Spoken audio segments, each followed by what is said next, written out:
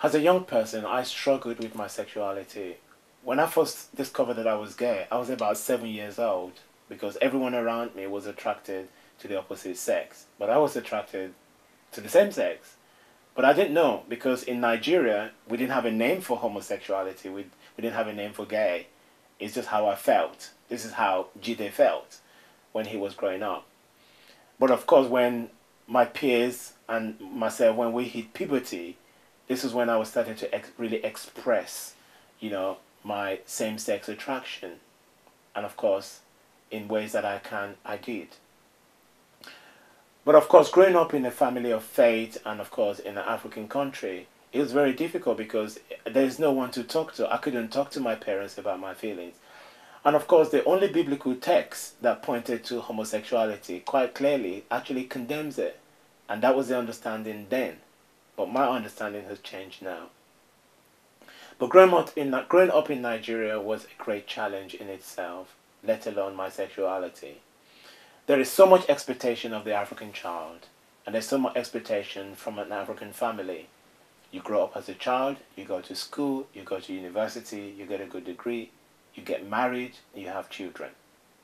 And all of that I did.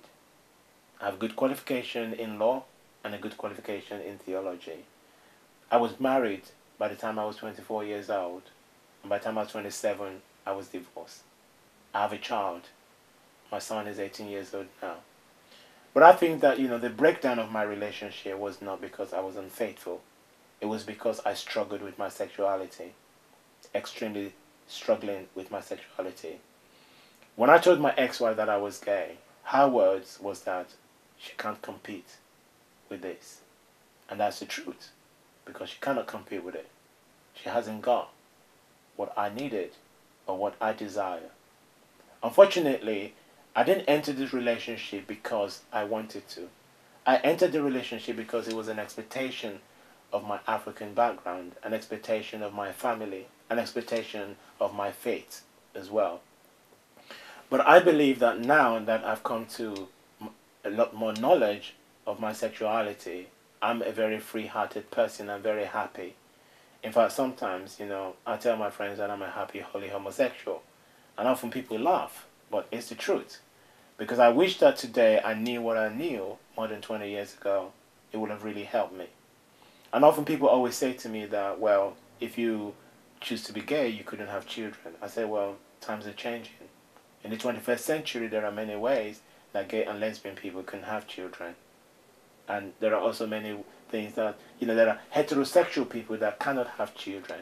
But in the 21st century, there are ways that they can have children, God willing. But for me as an individual, I think that my, culture actually, my culture actually had an impact on me getting married because of the expectation and so on and so forth. As a male child, you're expected to be macho and masculine, and I don't come across as masculine. I'm not macho in many ways that people wanted me to be macho. In fact, I actually dislike sports. I don't like any kind of sports at all, or physical exercise. I just want to be myself. And unfortunately, I'm not the kind of person that also play with dolls either. So don't have the expectation or that mindset that, oh, because he's not macho, he's playing with dollies and things like that. That's not the case. I think what I want to put out there is that people need to understand that, I am myself and everybody needs to be themselves as well. Of course, when I separated from my ex-wife and followed by a divorce, it was quite challenging because there were not enough resources, there were not enough services for gay people, especially gay people of African descent. There is not much information out there. Even today, there are still limited information. And it would be great that we have the information. So I believe that I'm one of those people that put myself out there as a resource to help other people of African descent. You're not going crazy. It's not against your culture and it's not against your faith to be a gay person.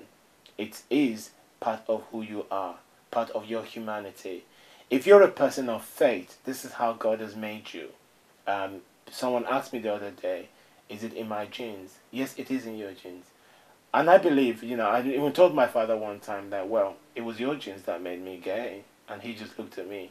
And I believe that at the back of his mind, he must have believed that too.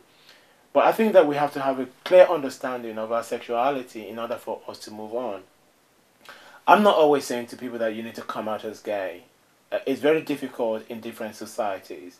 But when you're in the land that provides freedom and equality for gay people, there is a reasonable expectation for people to come out and just be themselves, be able to celebrate who they are. Otherwise, they're going to go crazy or they're going to go mad. But I truly and honestly believe that coming out was one of the best things I've ever done in my life, and I have no regret. I'm happy and I'm sane. There is another thing I want to talk about, and that's, of course, my relationship with my father. My relationship with my father in the beginning, when I first came out, wasn't very good, but later on it got better. What made it got better was because I did a lot of work on these issues. Every time I come across a book, I read a good book about homosexuality and my Christian faith, I get 2 copies. One for me, one for my father. I ask him to read it, and then we sit down together and we discuss it. And it was this method and this way that he started to realize and understand that his child is not a freak of nature. I am an extremely loving person, and I will express, my gratitude to my family, and I respect both old and young people in my society and people outside my community. I have a great respect for people, and I expect people to respect me too, for who I am as a person, not necessarily because of my sexuality.